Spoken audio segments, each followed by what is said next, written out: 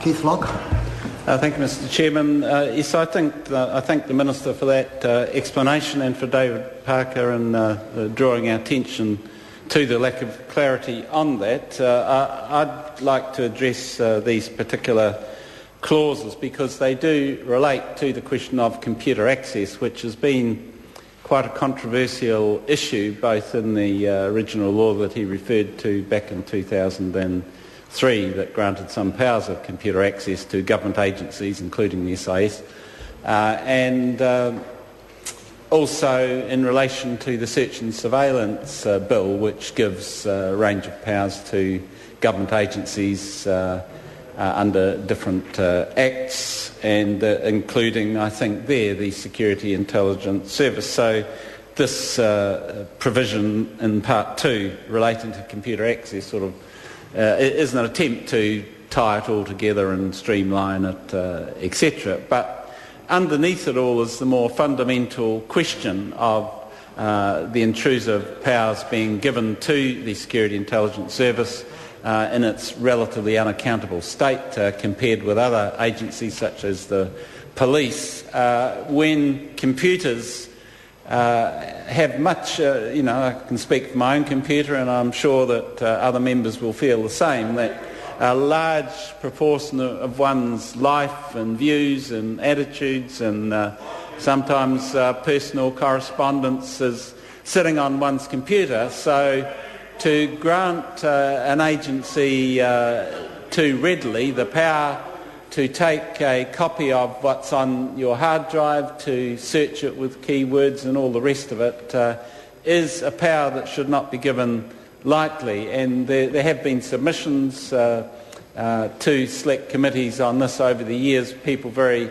upset at the intrusion that this involves. And the authorisation, while it's been streamlined here, the authorisation actually under bills like this bill, the Search and Surveillance Bill, can be, there's a certain delegation. It isn't necessarily always a high-level judicial person that's going to give that authorisation.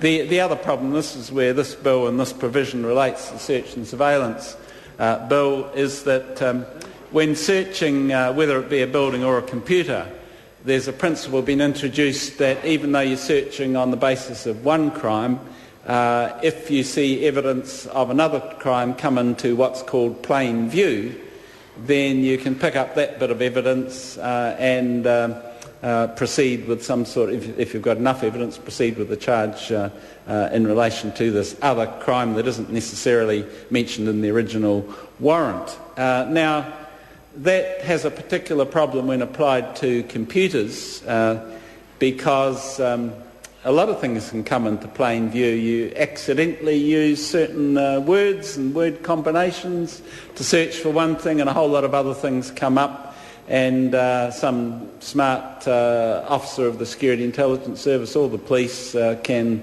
sort of get really what they want and look at for evidence in a whole range of crimes not included in a warrant more easily in terms of accessing a computer than possibly if they're searching a particular person's home, although there's ways of doing it. If you're searching a particular person's home, you walk into a home looking for a bit of stolen property, for example, if you're a police officer, and you sort of know where that stolen property is, but you forget to look into that particular place for a start, and instead you look everywhere else in the room or in the house and end up at the particular place you really knew that the piece of stolen property was likely to be in. In the meantime, you've searched the whole building and tried to uncover information, evidence on other crimes, if you're out to get that particular person, for example. There may be cases like that. But my main point is that access to computers is very, very difficult, particularly if the person doesn't know what's going on. And under this legislation and the parallel legislation, the Search and Surveillance Bill, access to a computer can include not only the physical computer you operate from, but other computers part of the network, various other email addresses that can relate to trawling what people are doing with their computer searches. It can include a whole range of things. The question is that Part 2 stand part. Those of that opinion will say aye. Contrary, no. The ayes have it. Well, the member must call out. I'll put it again. The question is that Part 2 stand part. Those of that opinion will say aye. Contrary, no. The ayes have it. Party votes called for. I'll ask the clerk for a party vote. New Zealand National. 58 votes in favour. New Zealand Labour. 42 votes in favour. Green Party. 9 opposed. Act New Zealand. 5 votes in favour. Māori Party. 3 votes in favour. Progressive. 1 vote in favour. United Future. 1 vote in favour. Honourable Chris Carter. 1 opposed.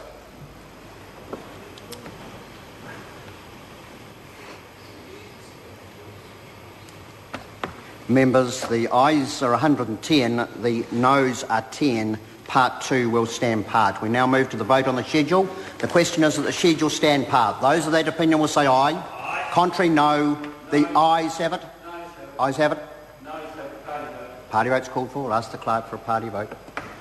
New Zealand National. 58 votes in favour. New Zealand Labour. 42 votes in favour. Green Party. 9 opposed. Act New Zealand. 5 votes in favour. Māori Party. 3 votes in favour. Progressive. 1 vote in favour. United Future. 1 vote in favour. Honourable Chris Carter. 1 opposed.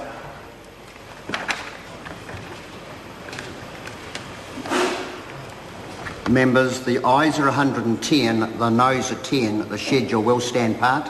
We now move to clauses 1 and 2. The question is that clauses 1 and 2 stand part. Keith Locke. Thank you, Mr. Chairman. I think that clauses 1 and 2 are very relevant here. The title, the New Zealand Security Intelligence